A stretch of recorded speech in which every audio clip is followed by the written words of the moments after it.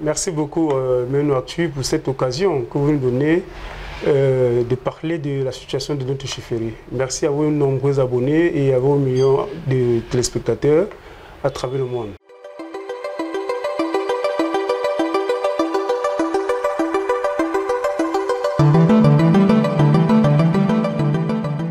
La situation qui prévaut à la chefferie Nka est très alarmante et triste de la part de certains de nos concitoyens.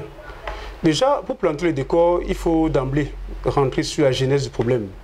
Vous savez, la chefferie Nka est une chefferie qui n'existe que grâce à la volonté du chef supérieur Bamendou, qui était le premier, c'est-à-dire le guerrier, le conquérant, qui a eu les terres, et nos ancêtres sont arrivés dans du 7e, fin du 17e siècle, début du 20e siècle, du 18e siècle, et se sont installés de manière permanente. Et au fil du temps, nos communautés sont développées que par la volonté de nos ancêtres à vouloir s'établir dans cette communauté qui était propice pour les activités agro-pastorales. Bon, au fil du temps, pour venir sur la genèse du Nka, Nka, au départ, était un peuple de la solidarité de la communauté de Bamendou. Avant 1960, avant 1950, nous sommes tous à Bamendou comme une seule communauté. Ce n'est qu'à l'avènement du district de Fokwe, dans les années 50, que le chef de district, en voulant créer les nouvelles aires géographiques pour le district, qui était d'ailleurs à la base constitué de 5 groupements. Je vais citer: groupement Fombap, groupement Fotomena, groupement Fochatula, groupement Fokwe et groupement Fomopia. Bon, lors de cette création, il y avait eu un incident avec le chef Fotomena de l'époque, parce qu'en principe, le district partait à Fotomena.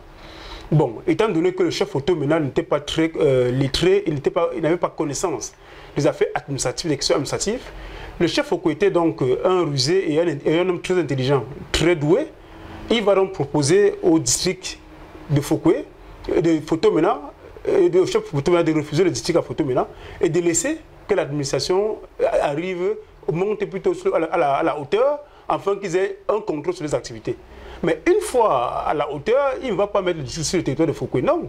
Mais il va plutôt montrer le territoire de Bamendou pour qu'on installe les districts, parce qu'il se disait que s'il installe le district à Bamendou, sur le territoire de Bamendou, forcément, les communautés riveraines qui vivent sur ce territoire vont devenir aussi chefs de groupement dans le nouveau district.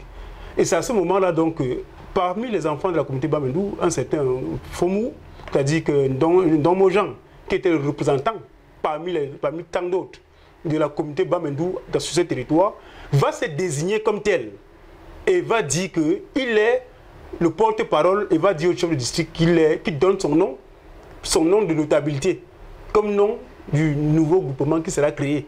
Et c'est comme ça qu'on va créer le groupement de Bamao avec le nom que donnera Don Mojan.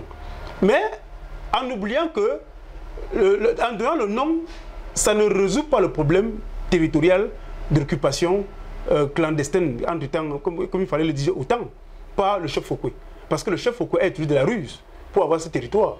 Mais son groupement même n'a pas été touché par l'administration. Mais c'est le groupement Bamendou qui a été utilisé.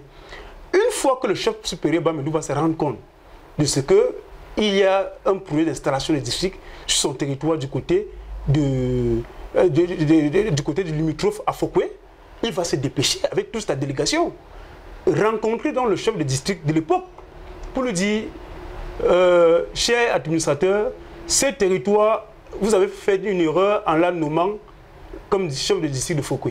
C'est un territoire de Bamendou. Donc, s'il faut le faire, vous le faites avec nous.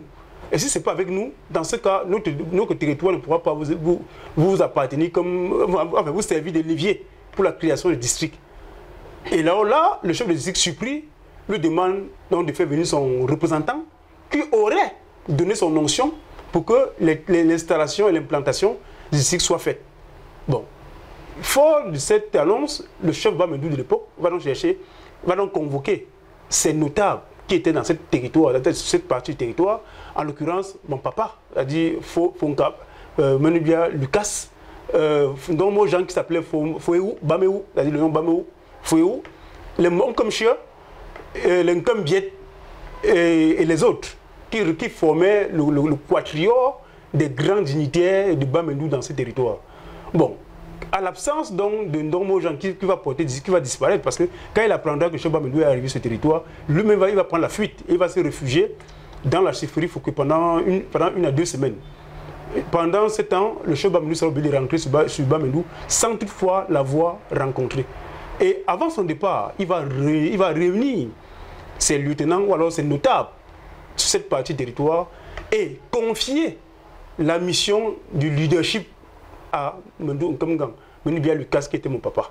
Et c'est lui donc à partir des 50-60 qui organise donc la notabilité autour de lui pour faire promouvoir ce territoire administrativement créé dans Fouquet. Il ne fera pas de ça un problème. Il va dire, ok, si c'est pour nous créer, si c'est là, il faudrait donc que nous en profitons. Dans ce cas, la communauté qui sera créée ici, administrativement dépendra de Fouquet. Mais traditionnellement, nous restons unis et on ne peut pas déceler les liens traditionnels qui est entre cette communauté et Bamendou Centre. Donc, je vous le conseille, mais organisez la communauté.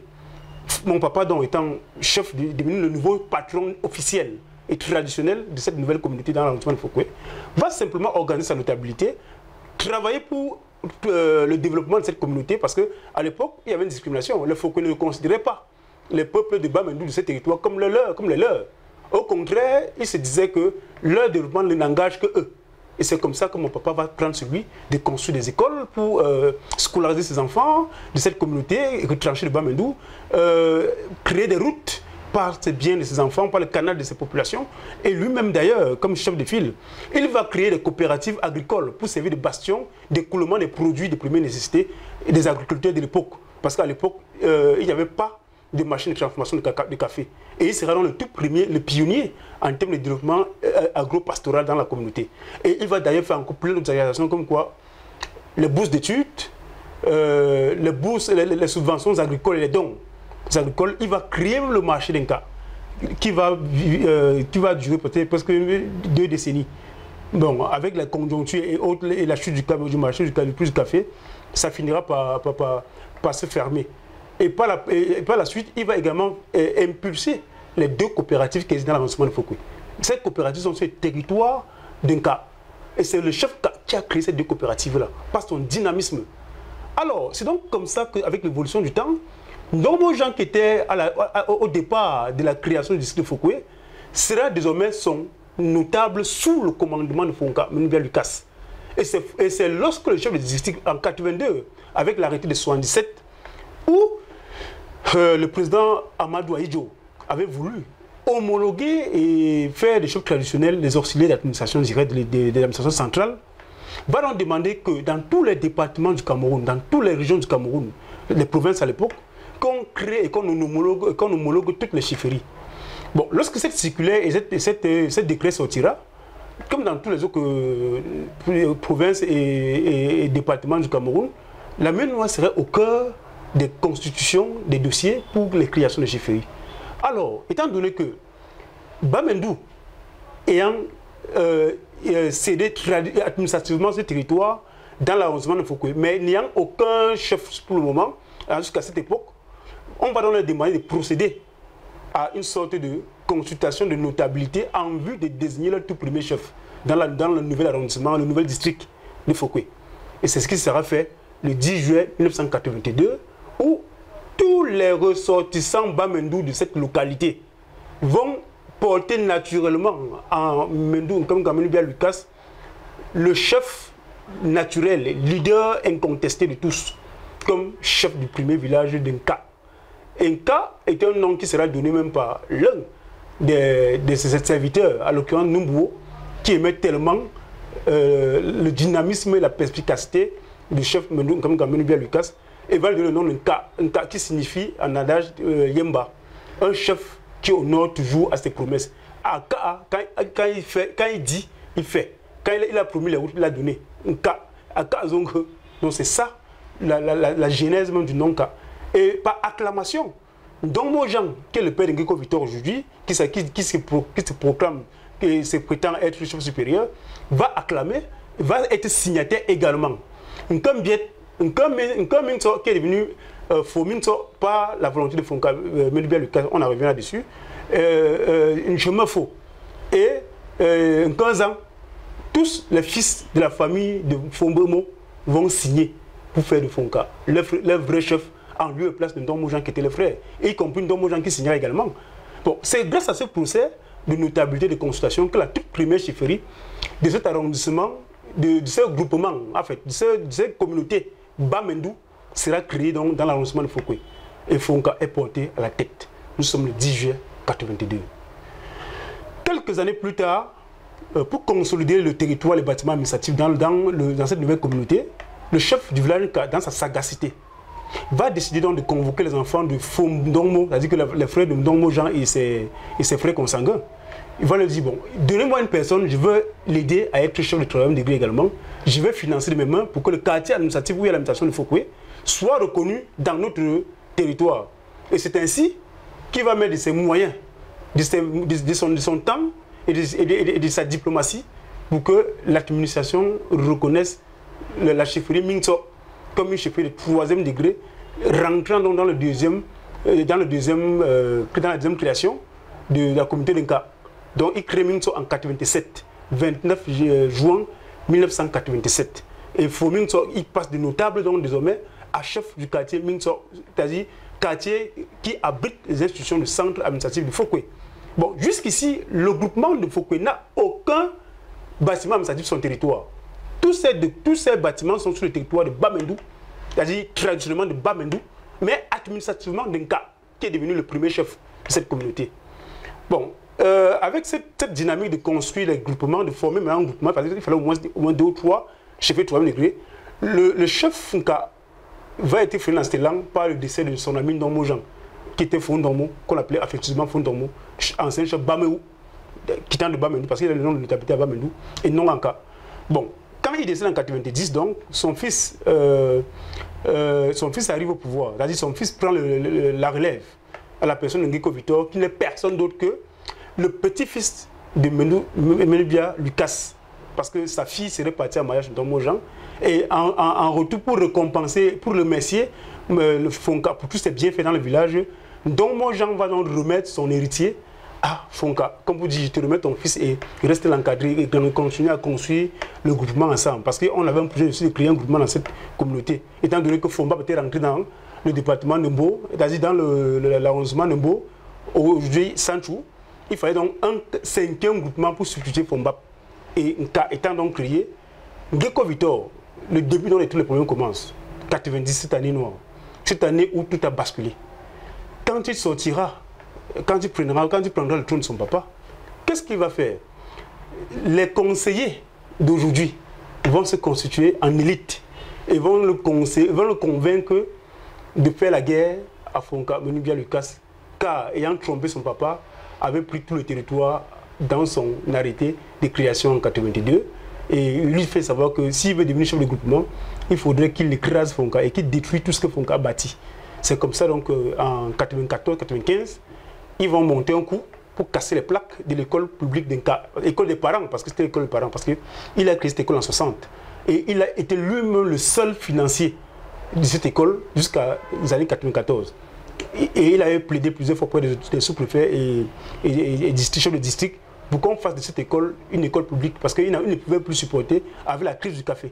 Donc, quand ils vont arriver en 90, en 95, donc, ils organisent ce coup pour détruire ces édifices-là et rebaptiser donc maintenant école de Bamou et détruire école Nka, qui était la signature de notre papa. Il va prendre ça comme un premier affront, très douloureux. Deuxième affront, ils vont saboter son marché périodique qu'il avait créé en cas, qui avait un jour différent du jour du marché de Fouquet d'ailleurs. Donc, quand ils vont saboter ce marché, il va donc rappeler son fils Ngeko Victor à l'ordre, en lui faisant savoir que tu es mon fils, mais si tu continues à comploter avec certaines mauvaises langues, certaines mauvaises personnes dans la communauté pour me faire du mal, rassure-toi, tu te feras du mal à toi-même parce que c'est moi qui ai bâti ce village et personne ne pas aller à l'encontre de mes orientations, de mes idéologies. Mes idéaux étaient de faire de cette communauté une communauté prospère au même rang que toutes les autres communautés de l'arrondissement de Foucault. Bon, si vous pensez que vous allez me détruire en détruisant les biens, et ce que j'ai fait de mes mains, vous vous détruirez vous-même. Et ce que vous cherchez à avoir, vous ne l'obtiendrez jamais. Et il leur avait dit en 95. Et en 97, donc, ils vont pousser très loin et monter à Yaoundé à l'époque avec Sopo, qui était député, l'un des frères du nom de Ngeko Victor, aller à Yaoundé voir le directeur du territoire pour demander à ce qu'on retire Fonka et on crée Ngeko Victor comme chef du deuxième degré. Bon, arrivé à Yaoundé, on le fera savoir que c'est carrément impossible. Que pourquoi on retire Fonka, il faudrait que Fonka lui-même vienne dire qu'il ne veut pas être chef. Et dès lors, on pourra donc réorganiser une nouvelle consultation et désigner un nouveau chef.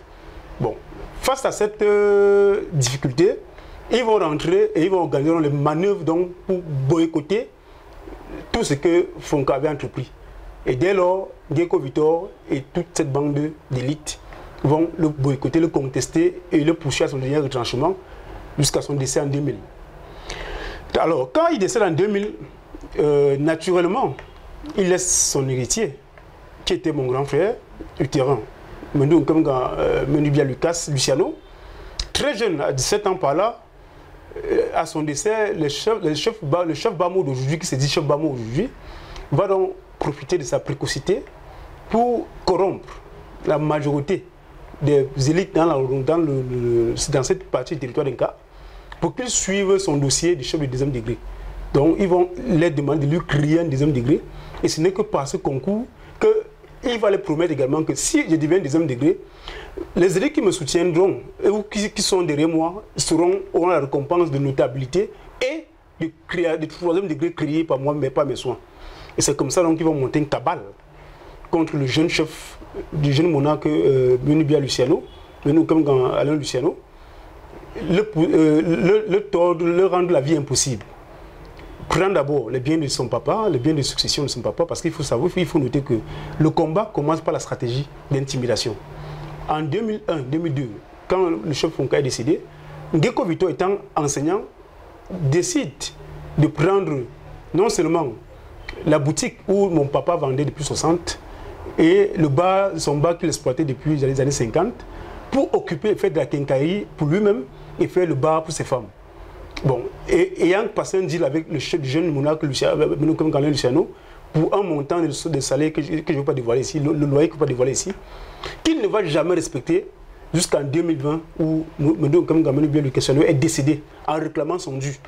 Et lorsqu'il réclamait ce dû, les Bamo autour de Ngeko Victor ont décidé de le pousser à la mort. Ils l'ont promis la mort en 2017. Parce qu'en 2017, il est allé le porter plainte officiellement devant un sous-préfet. Et ils avaient pris ça comme un affront contre tout le village. Ils avaient dit qu'un chef de groupement, lorsqu'il prend ta chose, ne revendique pas. Et que Fonka n'est rien dans ce territoire. Et que c'est Bamo qui est le chef du groupement. Et que Fonka n'est que son notable. Donc ils inversent les rôles. Et que s'ils veulent revendiquer, il aura sur son chemin non seulement les élites et les seuls notables qu'il a formés autour de lui. Et c'est comme ça que mon grand frère me remonte l'information en 2017. En fait, avec mon conseil de Miafo, je lui conseille donc de se raviser, de revenir, de le laisser parce qu'il ne peut pas faire une guerre où il laisse. Parce que même mes frères consanguins ont été montés contre lui. Il a été détesté par ses propres frères. C'est-à-dire, ceux qui ont raté la succession se sont solidarisés derrière Ngeko Victor pour détruire et éradiquer la chefferie. Ils ont promis contre vents et marées. Il y a des vidéos qu'ils feront tout pour que Fonka disparaisse de cette terre. Luciano, mon grand frère, notre papa, nous tous. Ils l'ont promis en 2017-2018 qu'ils le feront périr si jamais ils réclament encore 5 francs au chef supérieur Ngeko Victor.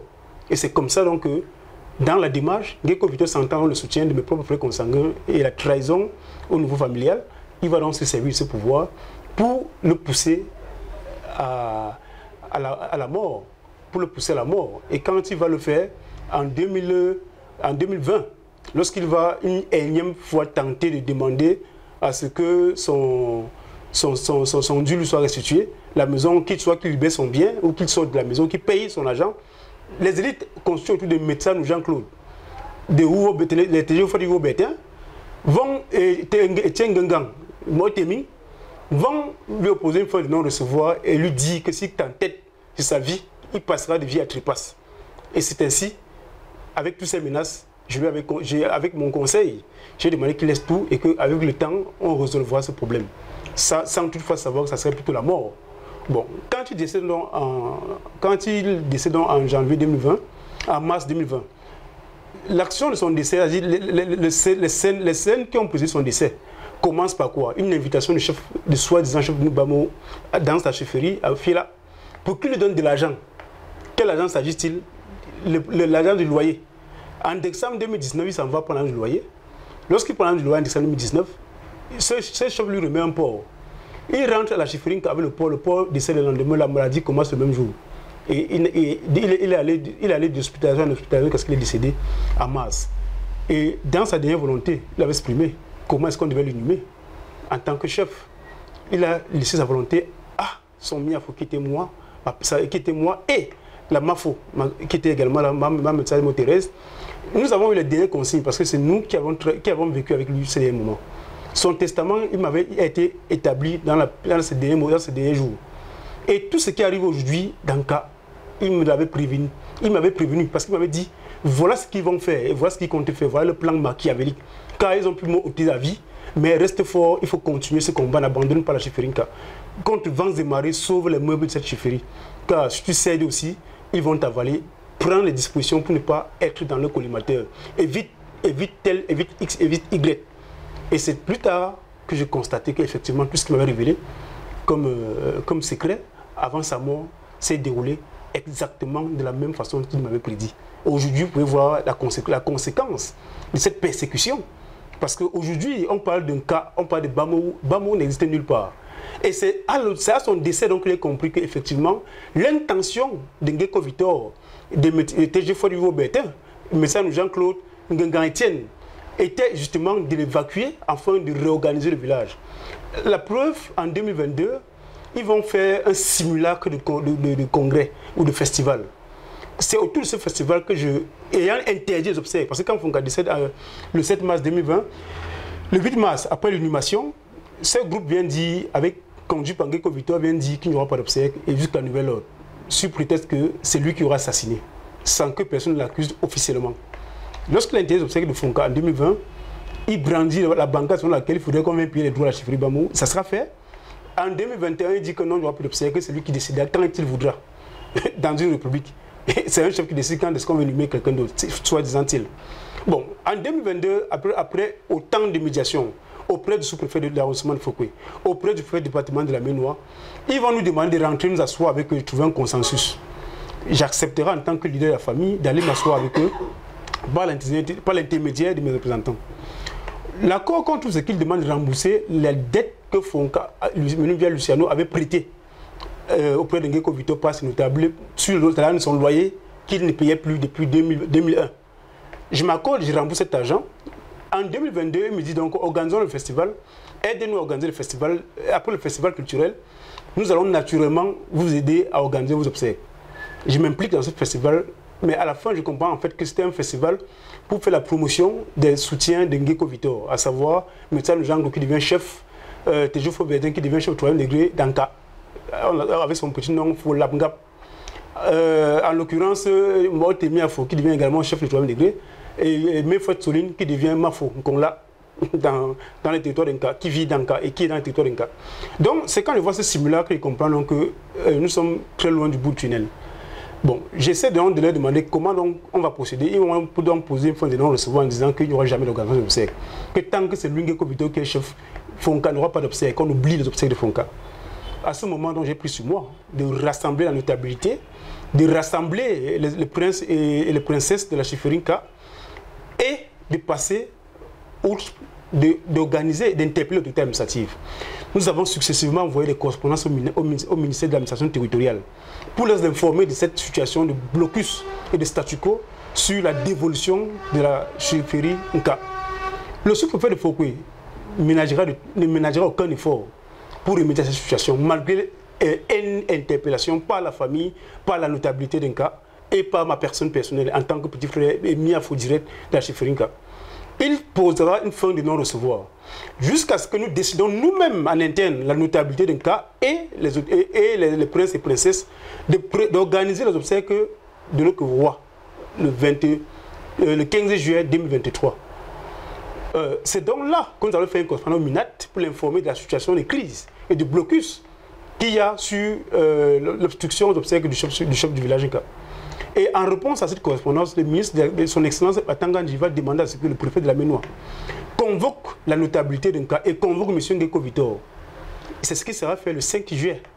Le 5 juillet, donc, le peuple et la communauté d'un cas sont convoqués chez le préfet du département de la Ménois. À la fin de cette réunion, le préfet va consolider plutôt l'action de Ngeko Vitor en disant que si Ngeko Vitor décide qu'il n'y a pas obsèque, il n'y aura jamais obsèque, sans nous donner d'arguments valables. Il va demander à ce que nous allons le voir et négocier plutôt avec lui pour que les obsèques se tiennent.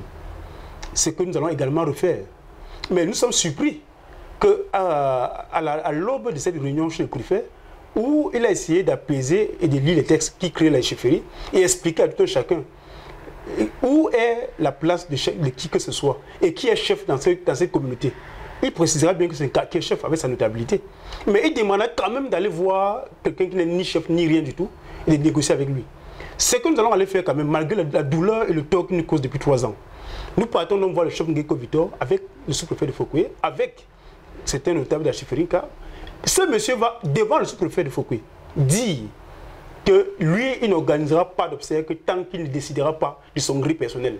Et que c'est lui qui fera les obsèques à son moment voulu. Et c'est celui qui nous dira quand est-ce que nous ferons les obsèques. À ce moment, certains frères ont voulu en découdre. J'ai ramené plusieurs à la raison. J'ai demandé, lorsque vous avez le droit de votre côté, on ne fait pas la barbarie et la sauvagerie. Laissez-vous faire. Dans le même ordre d'espace, Ngeko Vitor va donc mobiliser toutes les élites autour de lui pour leur demander de faire venir les gens de Douala Yaoundé Bafoussam pour manifester dans le village, détruire les édifices de la chefferie, arracher les banderoles des obsèques du chef du village, déchirer et vandaliser les édifices de la chefferie pour manifester le ras-le-bol contre ces obsèques-là. Le seul motif pour lequel ces gens ont manifesté il y a de cela 1 an, jour pour jour, c'était la contestation de l'organisation des obsèques en prônant qu'il y a un seul chef dans le village et qui n'est pas Fonka, mais qui est Ngeko Vitor, avec le chant patriotique. Voilà le chant qu'ils ont chanté durant.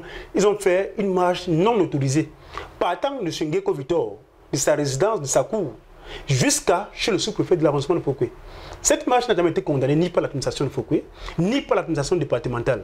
Mais au contraire, ils ont plutôt condamné le fait que nous n'ayons pas riposté, mais on nous condamne le fait qu'on a manqué de respect à M. Ngeko Vitor, qui a brûlé les banderoles, qui a déchiré, qui a vandalisé les plaques indiquant l'entrée de la chefferie, qui ont détruit les édifices, les toits coniques de la chefferie. Mais les autorités administratives locales ont trouvé nécessaire que c'est nous qui dérangeons et qu'il fallait plutôt qu'on demande pardon à Ngeko Vitor. Et voilà, nous sommes passés encore à côté de cette plaque. Alors, avec ce drame et cette désolante situation, personnellement, nous avons réuni la notabilité d'un cas et la famille. Et nous avons décidé de porter, en étroite collaboration avec les décisions et les volontés de mon père, que je prenne les rênes de la chefferie. Et c'est ce qui a été fait. Je suis été porté à la tête de cette chefferie par les notables, par les princes et les ayants droit testamentaires de mon défunt papa, Mondou Nkamgamini Bia Luciano, Lucas.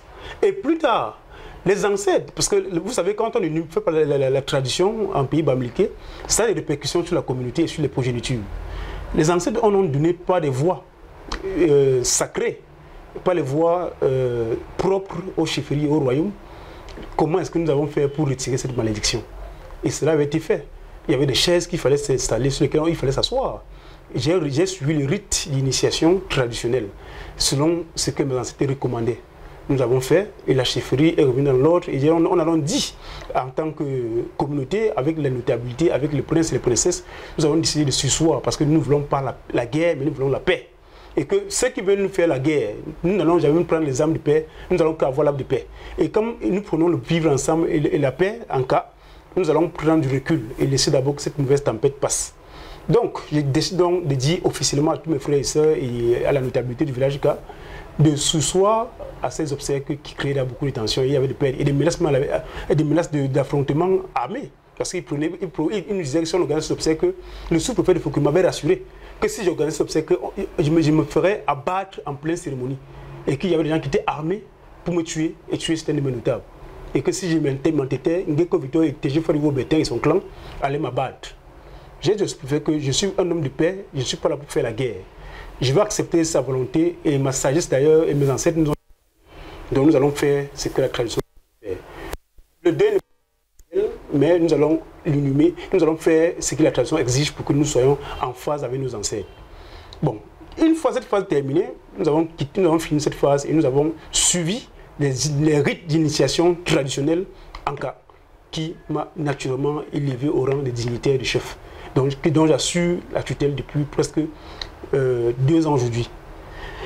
Alors, au sorti donc de là, nous avons laissé les obsèques. Nous allons penser donc plutôt au développement, comment faire pour construire nos chefferies et faire avancer la communauté. D'où vient donc l'initiative du Master Royal d'Inca, qui est venu en 2024 comme une aubaine pour la visibilité et la perpétuité, la continuité du dynamisme d'antan de nos fondateurs, à savoir mon père et ses ancêtres. Donc ils nous ont mis dans cette dynamique pour que nous continuions à développer. Et ce n'est que comme ça que nous allons continuer à développer. Et c'est dans ce développement que nous avons créé le Master Royal d'Inca pour donner la visibilité à cette communauté et continuer à construire d'autres infrastructures pour que Nka se développe et continue davantage à rayonner sur le plan traditionnel et à vivre sa communauté sur le plan culturel, sur le plan agro-pastoral, sur le plan de l'éducation et de la santé. Donc nous avons donc décidé de mettre des projets qui vont nous permettre de développer notre communauté. Bon, nous avons été fort malheureusement encore surpris que malgré le fait que nous organisons un Master Royal pour la promotion du sport et du développement culturel en Nka, les mêmes vont revenir à la charge en disant qu'ils ne veulent pas recevoir, ils ne veulent plus entendre parler du nom Nka et qu'un Nka n'existe plus. Qu'il faudrait que ce nom soit maudit et banni de l'arrondissement de Foucault. Et les mêmes auteurs vont aller voir le sous-préfet et le préfet du département de la Ménois pour leur dire qu'il faudrait qu'ils sortent une circulaire pour interdire la tenue de ce Master Royal qui est un concept national qui vise à valoriser non seulement le tennis camerounais, les tennisman camerounais, les passionnés du sport et le développement culturel et communautaire de notre communauté, parce que le sport rime avec la culture. Donc, ils vont demander au préfet d'interdire que c'est une manifestation dangereuse. Fort curieusement pour nous, ayant rencontré le préfet peut-être 2 mois avant pour lui parler de ce projet, qu'il a d'ailleurs félicité, mais je serais surpris à moins de 2 à 3 semaines que le même préfet demande aux autorités administratives de signer une lettre d'interdiction pour dire que menace à l'ordre public. Bon, grâce à la sagacité de son excellence, monsieur le ministre de l'administration territoriale et celui du ministre des Sports, qui vont à leur tour intervenir pour demander à ce que, après vérification et de ce que ce tournoi n'avait rien de dangereux, rien de nuisant pour les sportifs, va nous donner son onction pour que le tournoi se joue. Et ça s'est d'ailleurs très bien passé, avec de très bonnes performances, avec une réussite éclatante sur le plan traditionnel, sur le plan administratif et sur le plan culturel. Vous avez d'ailleurs vu la retransmission à travers les directs dans les médias partenaires comme MSI, Canal 2, Equinox, Africa numéro 1. Tous ces médias ont relayé et félicité cette initiative de la chefferie Nka qui visait simplement à promouvoir le développement du tennis camerounais et à promouvoir le développement dans son ensemble, non seulement dans le département de la Ménois, dans la région de l'Ouest et au Cameroun et voire pourquoi pas en Afrique, parce que c'est un projet qui vise à développer des infrastructures sportives qui vont abriter des grandes compétitions, des académies de formation, des centres de santé, des références et des écoles de formation pour encadrer la jeunesse d'Nka et de la Ménois et du Cameroun tout entier. Alors, les accusations hibouesques de certains élites, entre guillemets, de Baméou et certains pseudo-chefs qui m'accusent d'avoir usurpé le titre de chef en lieu et place de mon neveu. Sincèrement, j'aimerais leur répondre une seule chose. Vous savez, quand les gens n'ont pas d'arguments, et lorsqu'ils veulent saboter et détruire à tous les moyens, ils cherchent des arguments. Vous savez, dans leur démarche, ils ont eu le soutien de l'administration, en l'occurrence, monsieur le sous-préfet de l'arrondissement de Foucault, qui les a confortés dans cette démarche-là. Pourquoi est-ce que je le dis? Parce qu'en 2022, le 22 mai 2023, le sous-préfet de l'arrondissement de Fouquet est venu à Chiferinka contre toute attente, sans la présence des notables et des princes de la chefferie, procéder à une sorte de consultation de notabilité à l'absence de la quasi-totalité des responsables de cette chefferie. Nous apprenons que par les médias, les réseaux sociaux, qu'il y a une consultation dans notre chefferie. Et à l'issue de ces consultations de notabilité qui étaient faites avec les acteurs qui sont non partie intégrante du processus de désignation en cas, à savoir Ngeko Victor qui se passe pour le chef de groupement Baméou et ses amis qui sont venus avec Madame le maire de l'arrondissement de Fouquet, avec l'état-major du sous-préfet de Fouquet, présider une consultation sans notre consentement, sans nous informer et nous rendre plutôt compte de ce qu'ils auraient désigné un des fils de mon défunt grand frère, à savoir le regretté mémoire Alain Luciano.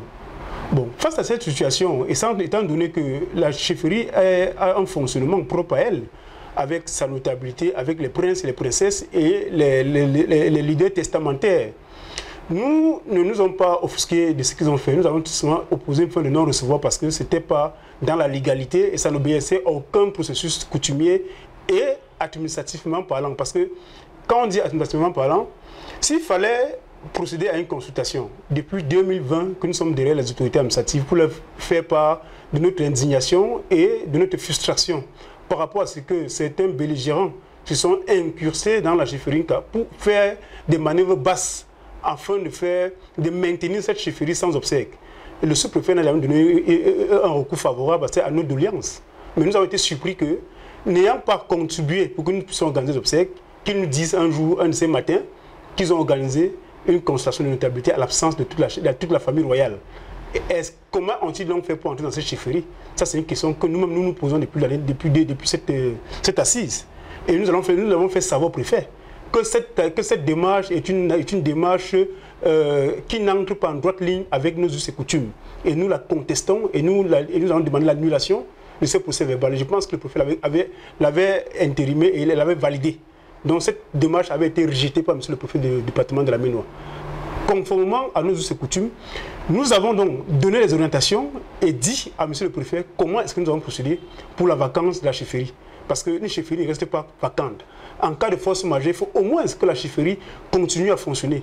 Et tous les notables du village Inca, tous les princes et les leaders testamentaires de la chefferie Inca ont porté cette note au préfet pour le faire savoir lors de la réunion du 5 juillet 2023 que le seul chef actuellement à la chefferie Inca, en attendant les obsèques officielles, c'est la personne de Pokem Menoubia Alexis, qui est le leader de cette communauté et c'est lui qui tient désormais la destinée de cette communauté. Bon, maintenant, les allégations selon lesquelles mon neveu, c'est-à-dire l'enfant de mon grand frère, serait en danger parce qu'il serait en train de chercher à prendre sa place. Déjà, je réponds à ces mêmes gens, déjà qui, ne savent pas où sont les enfants. C'est-à-dire, curieusement, ils ne savent pas où vivent les enfants de mes neveux. Mon grand frère est décédé en 2020, j'ai la charge exclusive de tous ces enfants. Je m'en occupe d'eux, je paie la scolarité, je les prends en charge. Aucun des bas de soi-disant Baméou, Ngeko Victor en tête, ne sait même pas comment ces enfants vivent. Où est-ce qu'ils sont? Qu'est-ce qu'ils font? Et comment est-ce qu'ils vivent depuis le décès de leur papa? Aucun d'entre eux. Pire encore, le sous-préfet de l'arrondissement de Fouquet, il désigne un soi-disant chef sans procéder aux obsèques. Vous savez, l'administration aussi prévoit dans ses dispositions qu'en cas de décès d'un chef traditionnel, il y a un nombre de jours, je pense maximum 30 jours, 2 semaines, où le sous-préfet doit procéder à la consultation de notabilité. Et dans le cas d'un cas, cette procédure n'a pas été respectée. Elle n'a du tout pas été respectée et le sous-préfet n'a jamais donné une suite favorable à cette procédure. Mais au contraire, est venu passer en force sous les manœuvres basses des Bamou, comme je les situer ainsi, pour qu'on comprenne le contexte.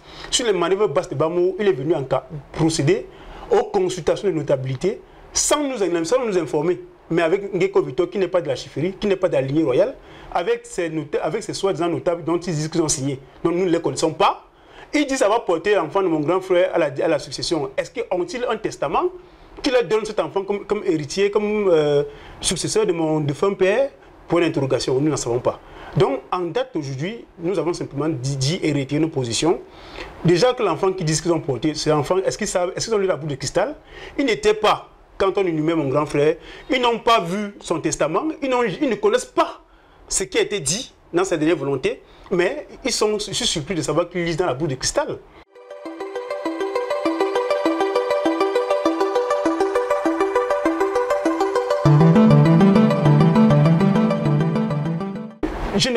Je ne peux vous dire sur quelle base, parce que seul le sous-préfet de Foucault a ces paquets mobiles avec les Bamou, ils ont concocté pour venir sortir ça. Je vous dis, les enfants de mon grand frère, jusqu'en date, sont sur ma responsabilité. Les enfants sont mes enfants, car il me l'avait dit que je reste continué, derrière même que de son vivant, je m'occupais des enfants. Ce n'est pas après sa mort que je vais les abandonner. Donc mes neveux sont au plus haut, et dit même mes neveux, c'est mal dit, ce sont mes enfants. J'ai la charge de l'éducation. Je suis dans la... Donc, les enfants n'ont aucun problème. Dans le fond, le problème n'est pas sur les enfants de mon grand frère. Donc, c'est juste un prétexte de trop et de plus qu'ils cherchent pour discréditer l'autorité d'un cas comme Chefferie en tant qu'entité autonome dans cet arrondissement. Donc, c'est ça les manœuvres qu'ils utilisent, en fait, pour tirer l'opinion, pour distraire l'opinion et les amener sur des faux combats, des faux conquêtes inutiles.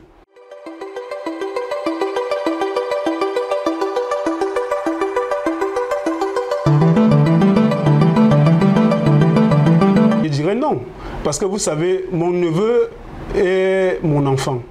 Déjà, je ne dis rien à mon neveu, je suis encore dans la phase de l'éducation.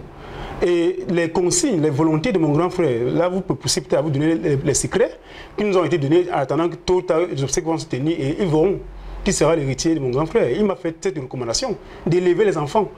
Et dans cette dernière recommandation, à savoir son testament, ils sauront au moment venu qui sera désigné pour le succéder en tant que successeur de sa famille. Il a eu, vous précisez que mon grand frère a eu 8 enfants, 8 parmi lesquels il a eu 3 garçons. Et ces 3 garçons ont eu avec deux femmes différentes. Et sa femme légitime avec qui il est décédé, elle est de tout cœur avec les actions que nous menons parce que les enfants, l'achat des enfants nous incombe et il n'y en a pas de problème. Donc la question de succession ne se pose pas. Ça, c'est juste des manœuvres basses, des baméou qui visent à faire croire à l'opinion que je serais en train d'usurper ou d'arracher un titre qui n'existe pas. Je veux cela dire que moi, personnellement, je succède à mon papa. Parce que je continue les œuvres de mon papa. Telle a été la volonté de mon défunt grand frère, de ne pas céder aux manœuvres et aux pratiques, au trafic d'influence et d'intimidation des baméou sous l'égide des autorités administratives qui les encadrent depuis une bonne lurette.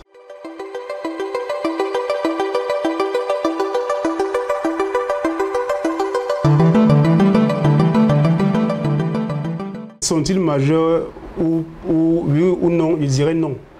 Au Cameroun, pour être majeur, il faut être âgé de 21 ans. Donc les enfants sont encore tous mineurs. Sa première fille d'ailleurs, qui est aujourd'hui à 15 ans, Zina, la toute première, elle a 15 ans. Sa petite sœur est également ici sous ma charge également. Elle a 13 ans. Evrad, son premier garçon, aujourd'hui, en date d'aujourd'hui, a 12 ans. Son deuxième garçon, sa deuxième fille, en fait, son deuxième garçon, à la personne de Djamel, de Mogoum, a aujourd'hui 8 ans. Et son troisième garçon, parce que pour parler des garçons d'abord, parce que c'est ça qui fait polémique, est âgé aujourd'hui de 5 ans, Marc-André. Donc les 3 garçons, parce que c'est sur ces 3 garçons que j'encadre encore jusqu'aujourd'hui, que la question se pose. Bon, maintenant, moi, je leur renvoie la question. Comment est-ce que l'autorité administrative va faire pour savoir quels de ces 3 enfants seront successeurs de mon défunt grand frère? Moi, je n'en sais pas trop. Qu'ils nous disent. Parce que, est-ce qu'ils ont un document sur lequel ils sont appuyés?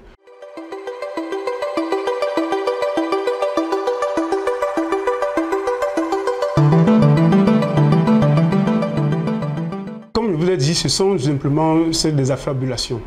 Parce que ce qui fait prévaloir cet argumentaire, n'y est-on même pas, il n'y était pas lorsqu'on fait l'inhumation. Une inhumation, vous savez, en pays bamileke, lorsqu'on veut inhumer n'importe qui, au moment roi, on prend toujours parmi ces enfants un enfant qui pourrait naturellement soulever la tête. C'est ce que j'avais fait. Je suis allé réveiller un de ces enfants. Ils ne savent même pas, c'était une fille, ce n'était même pas un garçon. J'avais réveillé une fille, parce que la plus grande était réveillée. Je l'avais prise, elle est venue, elle a soulevé la tête de son papa. C'était juste pour accomplir un devoir traditionnel. C'était pas dans le but de dire que c'est l'héritier, non. Le secret est dans le testament. Et vous ne pouvez pas percer un secret, un mythe. Ça sera connu peut-être le jour des obsèques, quand ils vont décider, quand l'autorité, parce que là, c'est ce que le président lui dit, c'est l'autorité administrative qui sait pourquoi elle ne l'organise pas et pourquoi elle fait des manœuvres basses contre la chefferie au détriment de Baméou. Parce que le sous-préfet de Foucault, une fille, qui est entièrement à la responsable de tous ces événements. Parce que, voyez-vous, il est là depuis 2020 et il n'a jamais songé à contribuer à faire progresser les préoccupations de notre chefferie, mais au contraire, il a cédé aux manœuvres, aux manipulations de Baméou, de certains de ces disant Baméou, conduit par Ngeko Vito et TG Fouet Bétain, qui est un administrateur civil, et qui utilise ses statuts pour déstabiliser toute une chefferie. Et a d'ailleurs promis qu'ils feront tout pour que cette chefferie disparaisse. Et le sous-préfet ne s'en cache pas de le dire, hein, que tant qu'il est sous-préfet, la chefferie n'existera plus sur son commandement. Je suis vraiment désolé de le dire ici, mais c'est des contraintes auxquelles nous faisons face.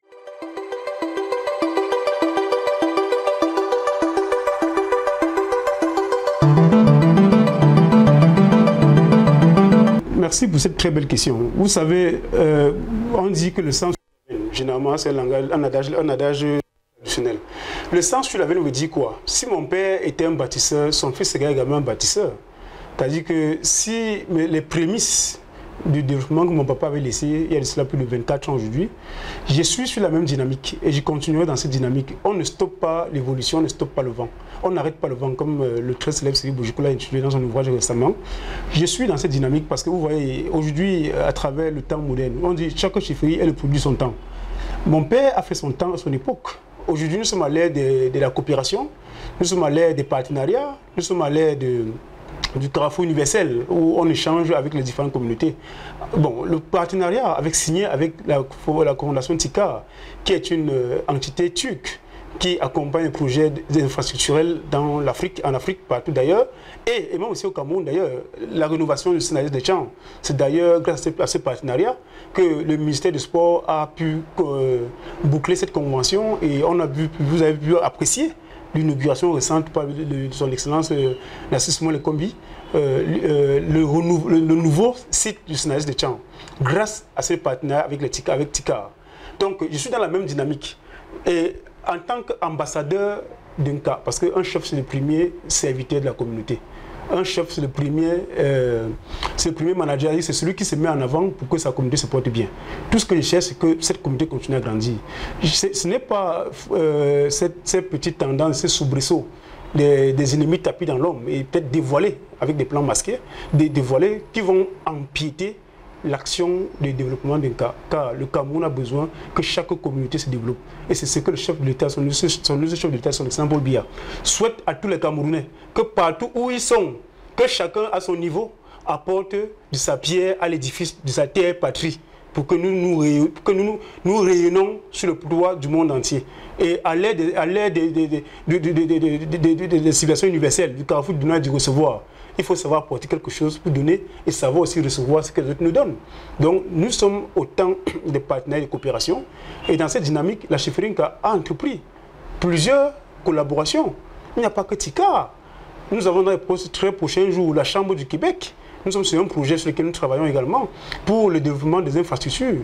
Nous sommes sur un projet de complexe sportif par exemple, qui va abriter non seulement un stade de football où nous avons déjà un club en division régionale de l'Ouest qui joue cette saison, Royal Football Club d'Inca, qui va abriter non seulement ces infrastructures et ces installations, mais également un complexe qui servira également pour sport-études, pour les enfants qui fréquenteront dans l'académie, un complexe abritant les aires de jeux de tennis, les pistes d'athlétisme et des dortoirs pour les enfants qui pourront fréquenter et même une école pour le sport et études. Donc tout est prévu. Et pour clôturer ce projet, il y aura également un centre de référence de santé. Et ce centre ne naîtra que par la volonté des fils et des filles à travers le CEDEN qui était le cercle de développement d'Inca. Cette association qui pilote aujourd'hui en majorité les projets structurants et importants pour le développement de la communauté et est en train de travailler en synergie avec les pouvoirs publics pour que Nka soit aussi parmi les bastions au Cameroun des terres et des territoires, des destinations propices pour le développement de nos chères patries.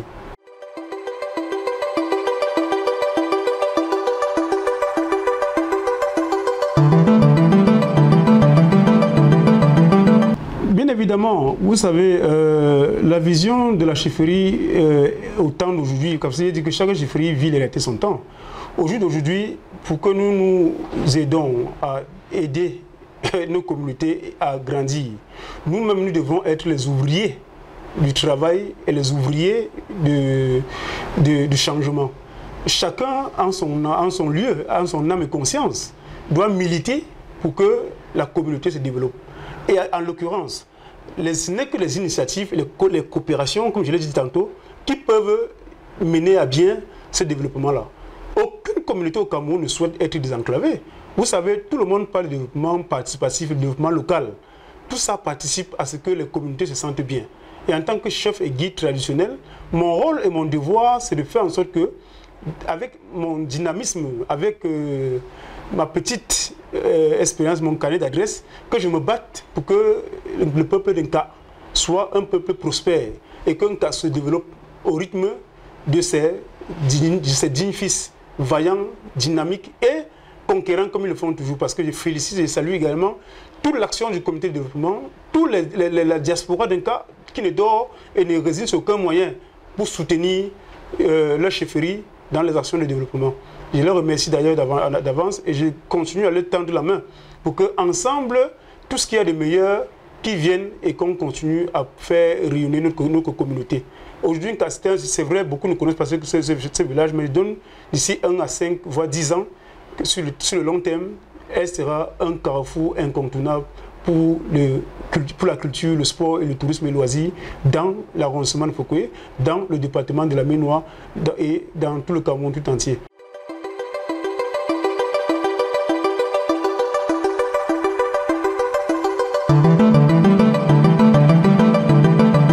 Le village Nka est un village issu traditionnellement de la grande communauté du Grand Royaume Bamendou. Et nous sommes aujourd'hui dans l'arrondissement de Fouquet grâce au concours du découpage administratif de 1950-60.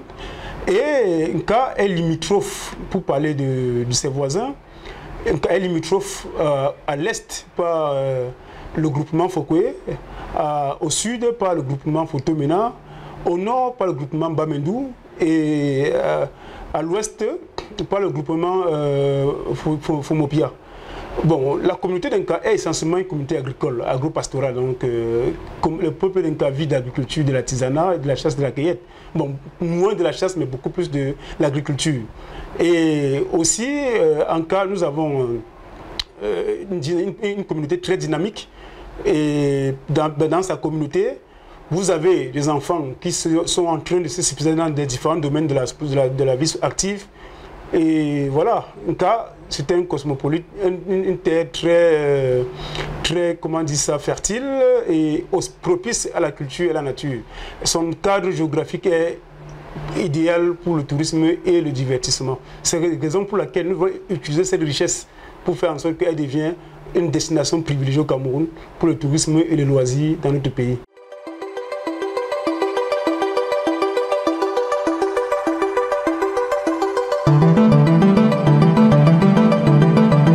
Ce qui fait la particularité d'Nka, c'est son hospitalité. Vous savez, nous sommes un peuple hospitalier, accueillant et nous savons partager ce que nous avons avec les uns et les autres. Nous sommes très accueillants parce que chez nous, comme vous voyez, nous sommes une communauté qui rassemble et qui ne pense qu'au développement. Et nous sommes là pour construire. Donc, comme son fondateur, ses pères fondateurs l'ont fait, nous sommes là pour apporter notre pied à l'édifice de ce royaume qui vise à faire éclore les génies, les talents et révéler à travers son concept les masters, les open, les tournois internationaux, les challengers, le monde entier à notre petite communauté que nous sommes.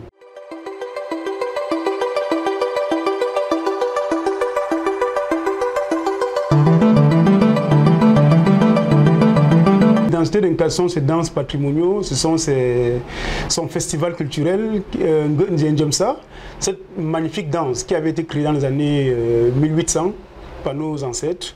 C'est cette particularité que nous avons encore. Une fois en visite, nous avons peut-être le temps pour nous d'esquisser quelques mélodies de cette grande communauté. Et nous avons également nos symboliques Troka, qui symbolise la haute sphère de la tradition en pays bamileke dans nos chefferies.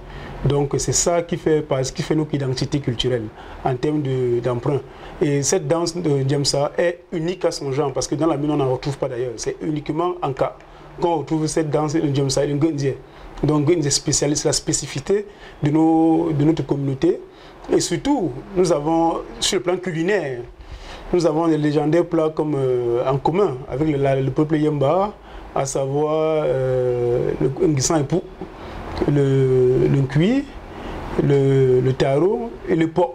Parce que, comme mon nom l'indique, comme c'est la nourriture des chefs et des notables. Donc c'est un mets traditionnel symbolique dans la communauté du peuple d'Inca.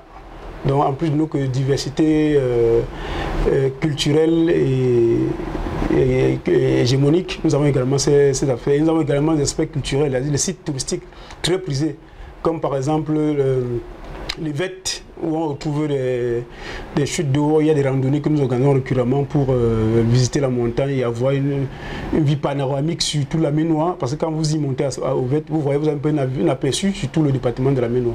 Donc voilà un peu la beauté, le charme de cette communauté d'Inca, qui est au centre communautaire de l'arrondissement de Fouquet, avec ses enfants, comme je vous ai dit tantôt, très hospitaliers, et il y a une diaspora très forte et dynamique, mobilisée plus que jamais derrière les chefs, et un peuple de paix, et avec l'emprunt de sagesse, d'amour et de pondération sociale.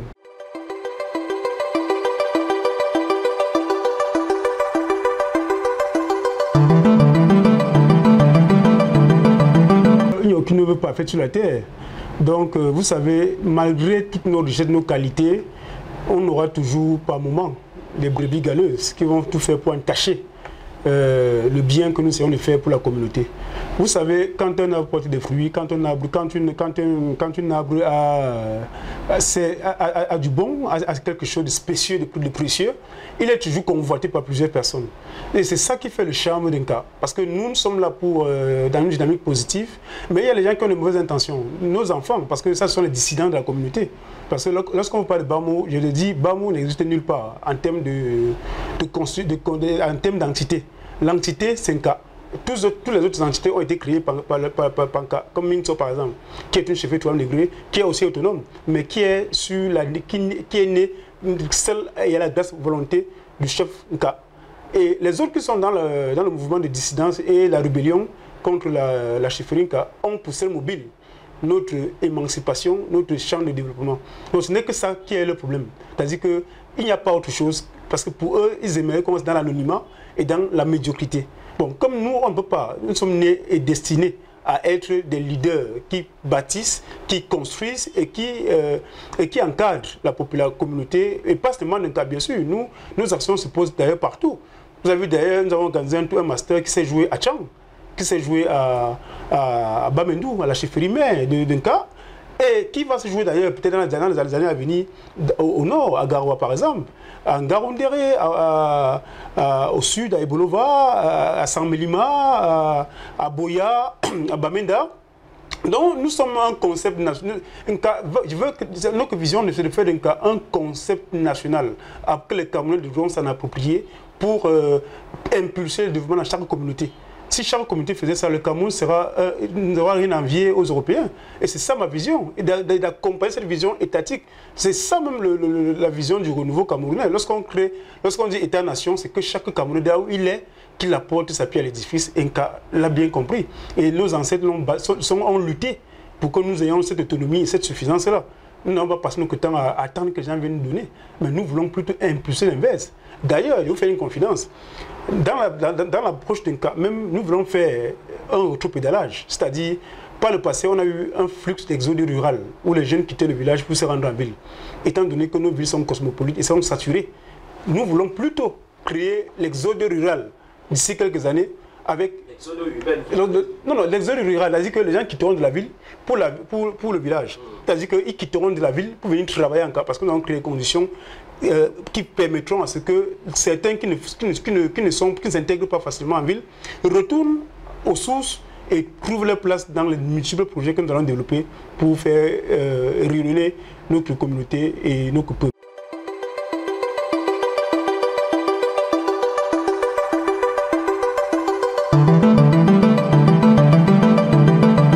D'emblée, j'aimerais vous dire que la notabilité ne souffre de rien, elle est imperturbable. Parce que nous sommes dans un climat d'harmonie et de sérénité. Donc la notabilité n'est pas ébranlée parce que ceux qui le font ne sont pas de notre notabilité. Et d'ailleurs, ceux qui ont pensé passer en force en créant une nouvelle entité traditionnelle pour déstabiliser cette notabilité avec laquelle je préside depuis 2 ou 3 ans aujourd'hui, est en train de travailler sereinement. Maintenant, l'élite, vous savez, il faut définir l'élite. Quand on dit élite, c'est ceux qui participent au développement du village. Ceux qui sont en train de participer, l'élite consciente d'un cas est derrière le chef. Et nous travaillons ensemble, en étroite collaboration.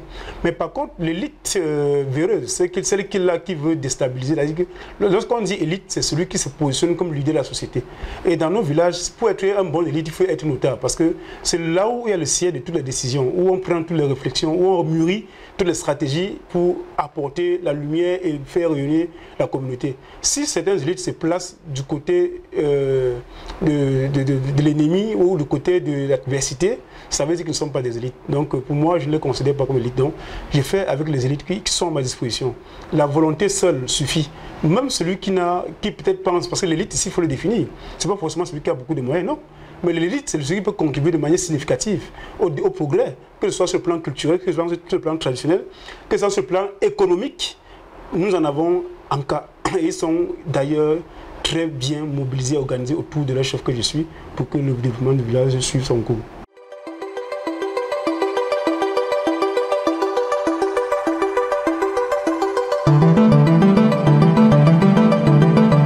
Déjà, il faut savoir qu'une chose, que le Nkweti, le précédent chef, n'a plus sa place dans le système traditionnel royal. Vous savez, en Péri Bamileke, nos royaumes, on hérite de père en fils. Et lorsqu'on hérite de père en fils, la concession qui hérite, c'est la concession maternelle qui hérite. Donc, le Nkweti ne peut pas être aujourd'hui venu se prévoir le titre d'être un régent parce que, je vous ai dit tantôt, les raisons pour lesquelles il ne peut pas. Parce qu'il a été avec l'ancien chef et son temps est passé. Donc actuellement, on a l'aide d'un nouveau gouvernement dans la chefferie, qui font partie de l'ancien gouvernement de la chefferie. Et lui donc, avec ce statut que certains l'ont prédestiné, un régent de fait, il n'est pas régent, puisque vous avez dit que sur le plan traditionnel, nous avons fait tout ce qu'il fallait à la demande de nos ancêtres. Vous savez comment les ancêtres interfectent à l'ouest. Donc à la demande de nos ancêtres, nous sommes plus au niveau des régences. La preuve, pour vous montrer qu'il n'est pas sur de bonnes voies, vous avez vu les vidéos qui ont circulé. S'il était vraiment là pour le développement de cette chefferie, ce n'est pas lui qui serait en train de porter les premiers coups de destruction dans une chefferie qu'il l'affectionnerait tant. Est-ce qu'on détruit son propre patrimoine? Donc c'est à vous-même de tirer vous-même vos propres conclusions. Quelqu'un ne peut pas se dire Nkweti et il vient saccager, il vient détruire, il vient vandaliser les édifices de leur chefferie. Vous avez vu, il y a de cela 2 ans, la chefferie n'était pas comment elle se présente aujourd'hui. Ce nouveau visage, c'est l'équipe dynamique qui travaille autour du chef, qui ont, par leurs efforts et par leurs sacrifices, consenti d'énormes efforts financiers, matériels et physiques pour que cet édifice, cette chefferie, renaître de ses cendres et qu'elle soit présentée comme un patrimoine culturel aujourd'hui. Mais nous avons été très désolés, très déçus de voir que c'est Saint-Nkweti, que l'administration a double, qui est venu aujourd'hui vandaliser tous les édifices de la chefferie, dans la vidéo qui circule d'ailleurs partout, détruire, casser, et ils ont allé plus loin. Un Nkweti qui se dit fils de la communauté et du royaume ne peut pas venir pour fonder le lieu sacré. C'est ça, c'est-à-dire que vous comprenez donc qu'il n'est pas en mission de paix ou de guerre, il n'est pas donc en terre bénie. Ça veut dire qu'il n'est pas dans la destinée, parce que le vrai roi, c'est celui qui rassemble et qui construit avec tout le monde. Bon, si vous dites que vous êtes dans accordons même ce prétexte-là, qu'il est le roi qui assure l'intérim, est-ce que c'est lui qui venait détruire dans sa propre chefferie? Faites-vous vous-même vos propres opinions. Or, ils ont été utilisés par les Bamou et Ngeko Vito parce qu'ils se disent, ils ont été parlé avec mon défunt grand frère qui était chef, il a été combattu par les mêmes personnes. Aujourd'hui, donc, leurs intentions ont été dévoilées devant le monde entier.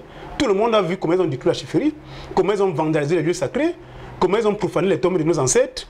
Vous comprenez qu'ils ont brûlé les objets d'art sacrés du patrimoine d'Inca. Est-ce qu'un enfant détruit sa propre maison? Est-ce qu'un enfant détruit le temple de ses ancêtres? Vous comprenez donc que vous avez la réponse entre ces actions et ce qu'ils ont envoyé par rapport à nous autres qui travaillons pour relever la chefferie. Vous avez vu, en 2 ans, nous nous sommes efforcés à donner une autre image d'après l'appel de nos ancêtres à cette chefferie, pour qu'elle renaisse, pour qu'elle retrouve ses lettres de noblesse. Mais c'est les mêmes enfants belliqueux, conduits par l'administration, qui vient aujourd'hui détruire sur le simple fallacieux prétexte que nous avons organisé un tournoi de tennis appelé Master Royal Inca, qui ne se joue même pas dans ce village. C'est-à-dire que c'est un concept national, comme je l'ai dit. Ça peut se jouer dans tout le Cameroun, tout d'ailleurs.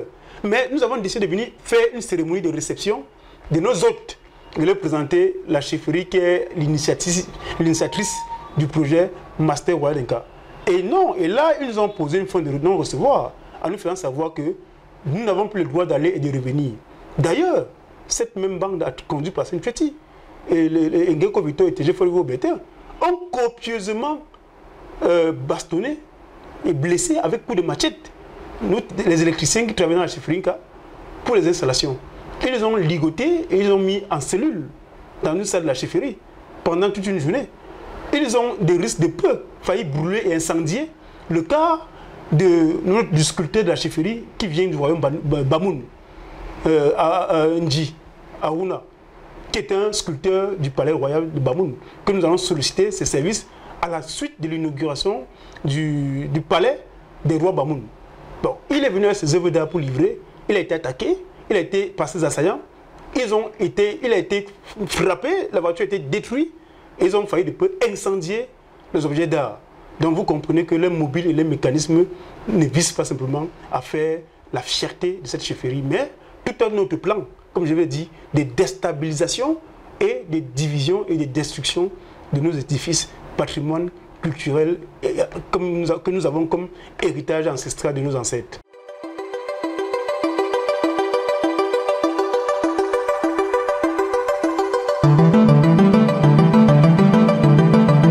En tant que leader traditionnel, avec la sagacité que je sais d'un chef, c'est de ne pas répondre, de ne même pas prêter attention à ces genres d'appels à l'hostilité et à la rébellion et à la guerre tribale. Parce que c'est ça le discours de ce jeune homme, Landin Djombu, pour le nommer. Parce qu'il a fait ce vote où il demande au chef de groupement de l'arrondissement de Fouquet de se liguer contre la chefferie Inca et venir en soutien à ceux qui assaillent et qui détruisent notre chefferie, de leur soutenir dans leurs actions, de détruire et d'éradiquer notre chefferie. Je lui réponds simplement que pour moi, il n'est pas important que j'accorde de l'intérêt à cela. Vous savez, nous sommes des communautés, nous avons un passé. Chaque communauté a son histoire, et nous ne saurons faire l'histoire de l'ingérence. C'est-à-dire, il ne peut pas, connaissant la sagacité des chefs traditionnels de la Ménois, nous saurons laisser autant de répondre à ces appels à l'incitation, à la violence et aux guerres tribales. Donc je pense que je n'accorde pas du crédit à cela. Pour moi, c'est juste une agitation qui passe avec tout ce qui se suit. Donc cet appel pour moi n'a pas de sens, n'a pas de valeur. Je la retrouve d'ailleurs même illégale et à mon sens et mal placée pour faire un commentaire là-dessus. Nous sommes là pour développer, nous ne sommes pas là pour détruire.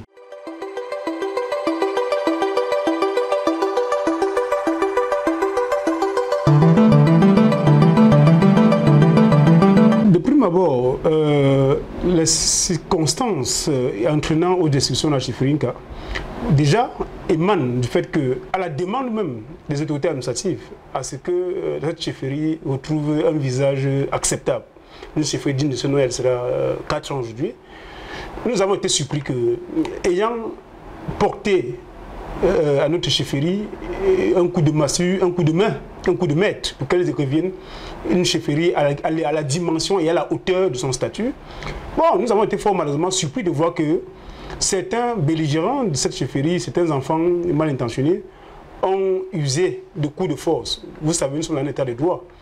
Ma riposte ne saurait être proportionnée à la violence ou alors à la barbarie qu'ils opposent. Ce que je dirais simplement, c'est que j'ai laissé tout entre les mains de la justice parce que ce n'est pas de mon souhait de traîner certains enfants de ma communauté devant la justice. Mais lorsque les actions sont répétitives, des destructions, l'année passée ils ont détruit, cette année encore ils viennent détruire, et vous avez vu le visage de la nouvelle chefferie, c'est beaucoup d'investissements que la communauté se peine pour construire et que certains enfants viennent détruire. Donc à chaque chose, il y aura une solution. Il y aura une solution, une approche. Et je pense pour ma part qu'en tant que chef, que la justice se saisisse de cette affaire. Et je pense que ce sont eux qui seront mieux placés pour savoir quel sort sera réservé à ces enfants tumultueux, à ces enfants rebelles de la communauté d'Inca qui refusent de voir le développement, mais acceptent de détruire. Car vous savez, bâtir un territoire, une communauté requiert beaucoup de sacrifices. Et nous n'allons pas toujours nous sacrifier et pour que certains viennent mettre tout au sol. La paix vaut mieux que tout. Et dans la dynamique de paix, nous n'allons pas également accepter tout. Que les enfants viennent détruire et viennent mettre la chefferie, les édifices au sol à tout moment et au nom de la tolérance traditionnelle ou familiale, paternelle, qu'on les accepte ça pour toujours. Donc à un moment donné, il faut que des sanctions tombent. Et je pense que la justice va saisir l'affaire et le droit sera dit. Rien que le droit et rien que le droit.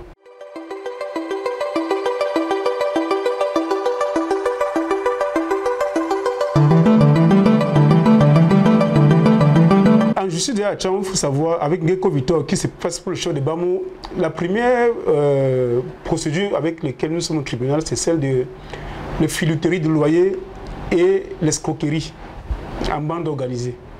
Parce qu'il faut que je puisse le rappeler, M. Geko Victor, depuis le décès de notre premier chef, papa Mendou Lucas, en 2000, Geko Victor s'est accaparé les biens de la succession de mon papa en utilisant son titre de chef de groupement qu'il brandit d'ailleurs avec fierté pour occuper frauduleusement, sans payer un centime, à son successeur qui était mon papa également, Monibia Luciano, Alain Luciano, et avait promis en 2001 lui faire des versements de loyer, qui n'a jamais honoré jusqu'à ce que ce dernier décède en 2020.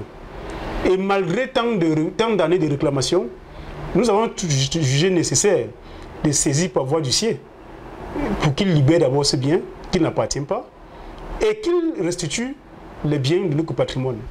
Et c'est ce qui avait été fait. Donc nous sommes déjà, cette action est en justice actuellement, ça a su son cours. Et on ne se prononce pas qu'on a fait en justice, donc nous attendons la conclusion. Et la deuxième affaire avec M.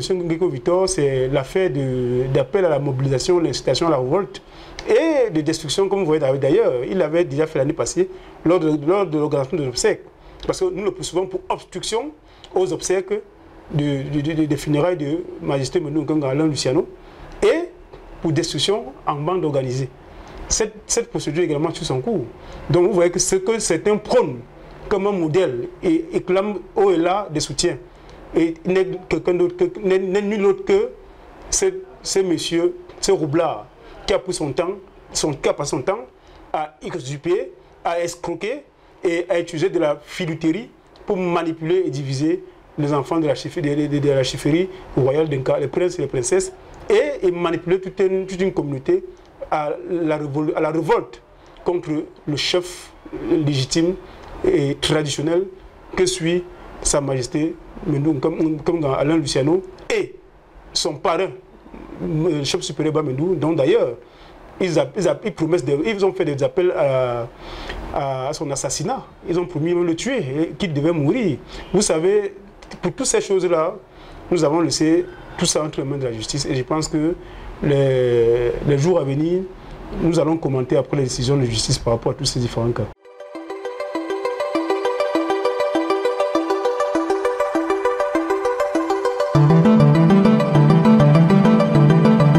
Oui, malheureusement, j'ai été surpris moi-même de voir que sur le J de Geko Victor, TG Farivo Bétain, médecin Jean-Claude et moi Téming, ils ont mobilisé certains de nos concitoyens pour faire mes obsèques de mon vivant. J'ai souri quand j'ai vu cette vidéo où ils ont allumé le feu, ils ont titulé la mise en bière de Pokémenubi Alexis. Tout ce dont vous citez, comment vous savez que c'est le Majesté? Mais puisqu'ils ne se cachent pas, donc nous sommes dans les forages, je reçois la communication dans différents forums de la communauté Bamou. Ils ont d'ailleurs payé, ils ont d'ailleurs vu Paul Tuta lancer d'alerte. Si vous avez sa page, vous allez voir. Où ils ont pondu un texte sur ma personne et ma communauté, la Chiferinka. Et dans cette poste-là, ils manifestent le souhait de voir nous ôter la vie, au chef supérieur Bamendou pour le simple fait d'avoir accepté que le tournoi de tennis se déroule dans sa communauté, qui est notre parent à nous tous. Donc ils ont promis des représailles à l'endroit du chef supérieur Bamendou, des représailles à mon endroit. Et d'ailleurs, ils ont brûlé notre chefferie, ils ont promis. Donc ce qu'ils ont dit, ils ont fait comment on appelle ça, des bandes d'appel. Ils ont fait des prospectus d'appel à la mobilisation aux ressortissants de leur groupe qui réside à Douala, Yamouni Bafsam, de descendre incendier. Et il faut savoir que dans cette démarche, aucune population villageoise, aucun villageois n'est intervenu dans cette démarche. Vous comprenez où est la vérité? Parce que les populations villageoises savent très bien qui est le vrai chef et quelle est la bonne démarche, et ils n'ont pas répondu présent à cet appel à l'insurrection. Vous voyez que tout ce qui ont répondu à cette insurrection, à cette caricature de déstabilisation, d'appel à la mort et à la guerre au peuple souverain Bamendou, à qui je salue avec beaucoup de respect, et son très illustre chef, Sa Majesté Tizé Gabriel, et à mon endroit personnel, que nul n'était l'intervention. Peut-être, j'allais dire, les forces de maintien de l'ordre, ils auront même incendié la chefferie du village Nka et ceux qui étaient avec. Donc, alors que c'était à tort, parce qu'on n'empêche pas quelqu'un de penser, de développer, mais chacun est libre de créer. Et je ne les en veux pas. Donc quand je les cite nommément, c'est parce que je connais les contemporains. Et quand vous les connaissez, il faut les citer. T.J. Forigo Bertin est l'auteur de toutes ces manœuvres et avec sur la guide de Ngeko Vitor, qui est son parrain, à qui on a promis, parce que lui-même a une promesse de 3e degré dans le cas. Médecin de Jean-Claude est même d'ailleurs 3e degré aussi. Moi, Témi aussi également la première 3e degré. Donc quand je vous cite ces noms, c'est parce que ce sont eux qui sont les figures de l'opposition et de la rébellion dans mon territoire. Naturellement, ça montre justement leur faiblesse et leur mentalité limitée, primitive, du point de vue de l'intégrité. Les hommes civilisés ne font pas des obsèques des gens. Déjà, on ne souhaite pas la mort de quelqu'un. Même à son pire ennemi, on ne souhaite pas la mort. Mais eux, ils ont allé jusqu'à souhaiter non seulement ma mort, mais ils ont même organisé mes obsèques jusqu'à manger les chèvres, les conduire, tout ce qui va avec, pour symboliser que mon décès, donc actuellement, c'est des menaces sur ma personne. Mais vous savez, on a un Dieu qui est au ciel, nous avons les ancêtres qui sont derrière nous, et ce n'est pas eux qui m'ont mis au monde, et c'est la volonté de Dieu, le Père Tout-Puissant, qui décidera ce qui viendra de mon avenir, ce n'est pas eux.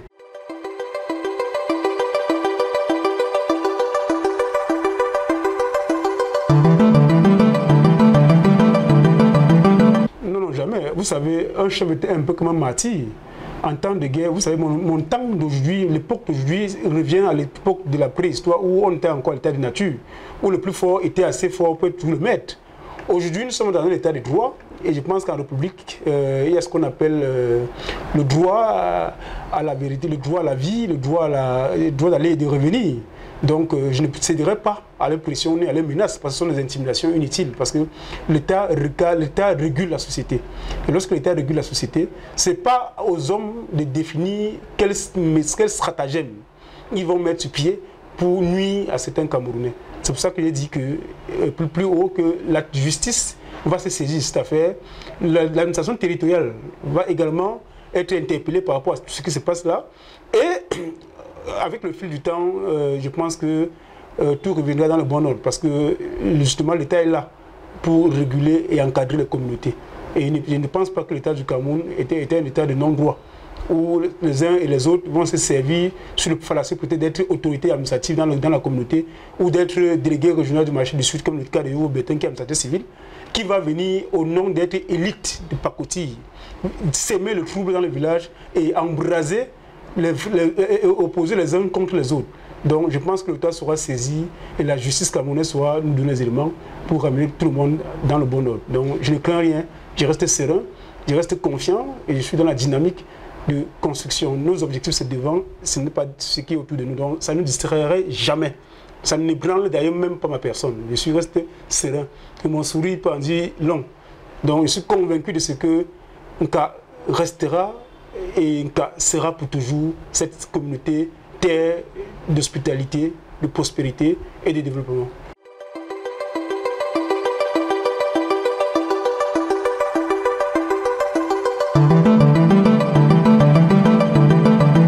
Vous savez, tout média qui se veut crédible, dans la déontologie de la pratique, vous savez, on dit, avant de publier une information, il fallait à la source. Il faut recouper, il faut vérifier l'information avant de la publier. Lorsque je dis qu'on a acheté la conscience de Paul Tuta, c'est parce qu'il n'a pas, je n'ai pas reçu ni mon clan, ni ma notabilité, ni personne de notre communauté, n'a reçu un appel de Paul Tuta pour une question de cette sensibilité dont ils ont publié. Bon, contrairement à Meno Actu, vous faites un travail d'investigation. Mais je ne peux pas dire que nous avons pris Meno Actu. Au contraire, Meno Actu, nous avons découvert Meno Actu quand les braises chauffaient sur l'affaire d'Inka, il y a de cela 2 ans. Et vous avez d'ailleurs même tendu le micro au camp adverse. Et ils n'ont pas pu vous répondre. Vous êtes venu vers moi, je vais dire mes faits. Je ne saurais fermer ma porte à la presse qui est qualifiée comme le 4e pouvoir, c'est-à-dire qui met tout en évidence. Vous êtes là à la source de l'information. Vous nous accompagnez depuis 2022 sur les informations et les actualités qui défraient la chronique en cas. Et ce n'est pas payer la conscience ou alors payer le média, non. Mais vous faites votre travail et selon l'éthique et la déontologie de votre métier. Donc la chefferie ne saurait s'approprier un média, non, c'est impossible. D'ailleurs que nous n'en avons pas.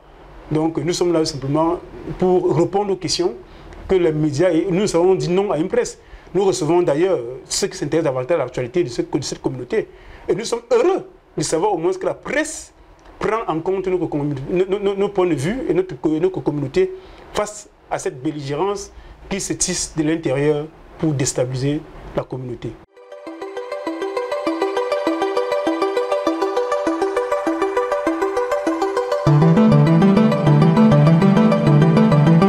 À tous les princes, à tous les notables, à toutes les princesses de la chefferie, les mafos, je vous passe ce message d'unité, d'union et de force.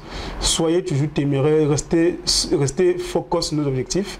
Continuons à défendre ce que nous avons comme patrimoine culturel et héritage qui va avec, à la communauté et au village et la population du village qui subissent des martyrs depuis ces temps-ci, qui subissent des troubles, des jouissances depuis ces temps-ci.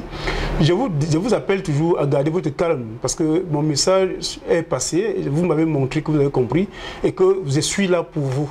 Donc continuez à ne pas céder aux provocations et aux manipulations des uns et des autres. Continuez à garder raison, à rester modéré. Ceux qui ont été chassés des champs, par exemple, j'ai appris qu'il y a des gens à qui on a fétiché les champs parce qu'ils ont manifesté leur soutien à mon endroit. Je leur demande d'être patient et qu'avec le temps sera le meilleur juge de tout ce qui se passe aujourd'hui. Et je vous demande de rester toujours mobilisés autour de notre cause commune, à savoir le développement et la prospérité de notre communauté.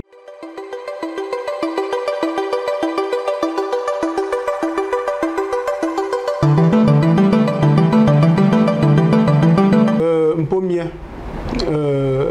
mpofo, mkom, mafo.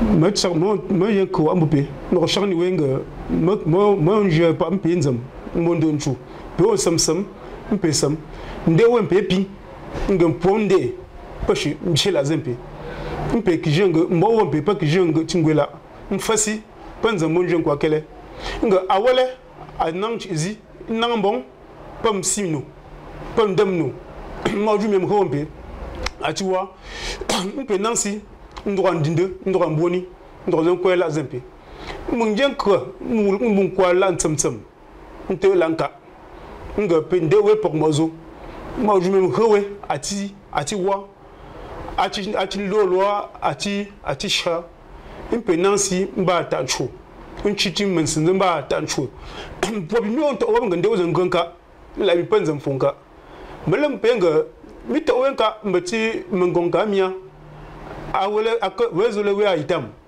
itam kwa kele shi itam digishi itam damshi itam sishi awele pe mfami asingontela nga penang nimba mboni nente mboni penang ba ntinto un peu sam ndro la ngamchi la ngwamba mchi atmanzama donc mais charme teza ne quoi je me pense bon que ne prie à mi passenger ngam punk bi panza me pak pi mansa ne peut changer chimpe kwela ndro la ngamchi mun je petit kwela ndewe pour mozo mpumpe bi pon kwela mpe kwela ngamchi mfu pas un quasi bon et ça bon si aïe mouole mpelon kwet mpelon ngamchi mais charme teza le votre prix de Raymond.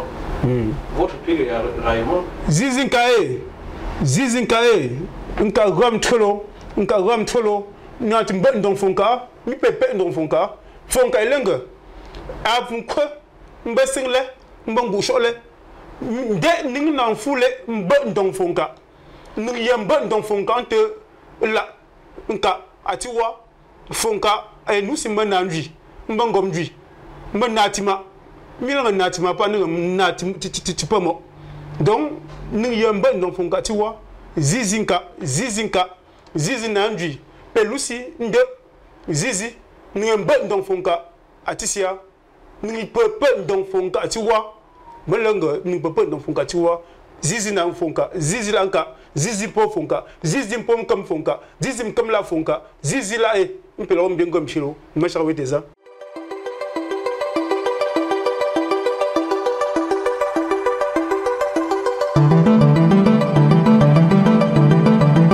Malheureusement, cette guerre-là profite, comme souvent dans nos jargons, que à quelque chose malheur est toujours bon, malgré le sentiment mitigé entre la rébellion contre tout de l'intérieur et les actions de développement qui d'une autre part. Donc ce contraste-là a fait en sorte qu'aujourd'hui, c'est un cas qui est mis en avant. Et c'est ce que nous voulons, mais pas dans le mauvais sens. C'est pour ça que nous efforçons à construire une communauté durable, solidaire et sociable, où les gens peuvent vivre ensemble entre eux, promouvoir la paix et l'harmonie, le vivre ensemble, la paix et l'intégrité. Que tout Camerounais qui résiste, qui vient de près ou de loin ne soit pas menacé. Parce que les actions de nos confrères, de nos frères et de nos concitoyens visent à faire en sorte que les gens fuient et se disent qu'un cas est une terre hostile et une terre à problème. Non, nous ne voulons pas qu'on perçoive ça comme ça. Quand on perçoit un cas dans la dynamique du développement, dont le premier leader que je suis incarne avec mes collaborateurs pour que les gens viennent chez nous, non seulement comme pour nous assister, mais également pour travailler avec nous. Nous sommes ouverts avec toutes les autres communautés, que ce soit dans le département de la Ménois, que ce soit dans la région de l'Ouest, que ce soit dans tout le Cameroun, que ce soit en Afrique, que ce soit en Europe, en Amérique, bref, dans tout le monde entier. La chefferie est ouverte à la collaboration, à la coopération. Nous sommes là pour construire et nous sommes là pour développer. Que tous ces passionnés, toutes ces personnes qui ont la vision grandissime d'apporter un changement, des visions de progressistes, qu'ils viennent et nous serons les accueillir à bras ouverts dans notre hospitalité légendaire. Merci.